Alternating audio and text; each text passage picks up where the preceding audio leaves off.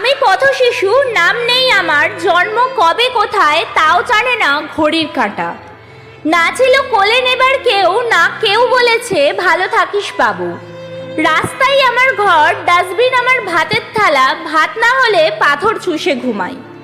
বুকের কষ্ট মুখে আনি না, গিলে ফেলি গোপন জ্বালা। তোমার ছেলেটা স্কুলে যায়, খেয়ে দিয়ে টিফিন নিয়ে, গলায় ঝুলে ব্যাগের ছায়া। আমি তখন ট্রাফিক সিগন্যালে দাঁড়িয়ে হাত পেতেছি কাছের জানলায়, যদি কেউ একটু ভাত দেয় আমায়। তোমার মেয়েটা মা বলে জড়িয়ে ধরে, আমার মা তো কে তাও জানি না রে। মা শব্দটা শুধু শুনেছি, কখনো ডাকিনি, কারণ কেউ সাড়া দেয়নি ফিরে ফিরে। বৃষ্টির দিনে ফুটপাতে ভিজি, ঠান্ডায় কাঁপতে কাঁপতে শিউরে উঠি।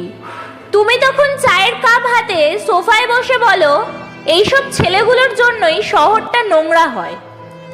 আমারও কোনো পাপ নেই, কোনো অপরাধ করিনি আমি, তবুও দোষের চোখে দেখো, বলো ওরা চোর, ওরা ভালো হতে পারে না কখনোই। কিন্তু আমিও মানুষ, তাই না? আমারও লাগে, বুক ফেটে কান্না আসে। একটা নরম চাদর চাই, একটা নাম চাই, একটা ছোট্ট সংসার চাই পাশে। দেখেছো কখনো দুর্গাপুজোর রাতে এক কোণে দাঁড়িয়ে থাকা ছেলেটার চোখ? সেই চোখ আমি, সেই অনাথ অভিমান, যার স্বপ্ন ভাঙে খোলা আকাশের নিচে প্রতিদিন বারবার।